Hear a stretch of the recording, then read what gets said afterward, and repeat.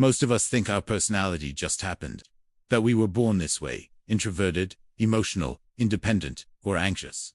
But psychology tells a different story. Some of the strongest forces that shaped who you are today weren't loud or dramatic.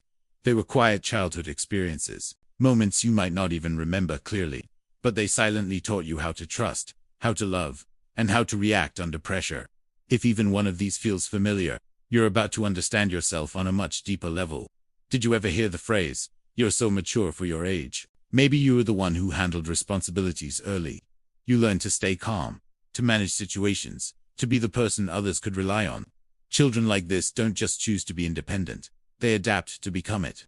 As adults, this often translates into a real struggle to ask for help. You might feel uncomfortable relying on others and carry a constant, quiet weight of emotional responsibility for everyone around you. On the outside, you look strong, capable, and put together. But on the inside, you often feel a deep sense of exhaustion, even when nothing seems wrong. You didn't grow up faster because you wanted to. You grew up faster because you had to. Or maybe your emotions weren't welcome.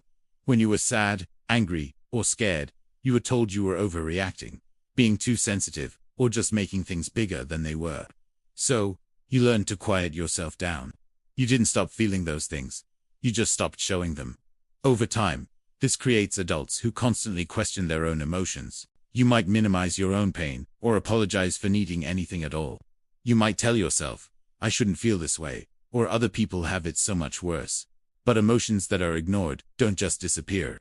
They wait, and later, they show up as anxiety, a feeling of numbness, or sudden, overwhelming emotional floods that seem to come out of nowhere. Some childhoods weren't filled with big dramatic events. They were just unpredictable. You never knew what mood a parent or guardian would be in. You didn't know when a moment of peace would suddenly turn into tension. So, you learned to watch people closely.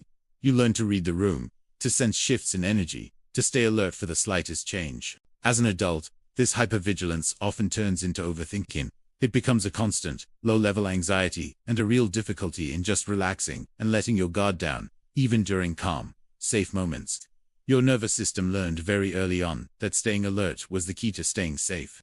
And it never forgot that lesson. Perhaps you were praised, but only when you achieved something. Good grades, good behavior, winning the game, being the best.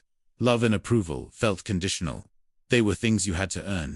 You learned that your value came directly from your performance. As an adult, this can make rest feel incredibly uncomfortable. Doing nothing feels lazy or unproductive. And even when you do achieve things, there's often a nagging feeling that something is still missing. So you keep moving, keep striving, keep pushing for the next goal. You're always chasing that feeling of being good enough. But your inherent worth was never meant to be something you had to earn.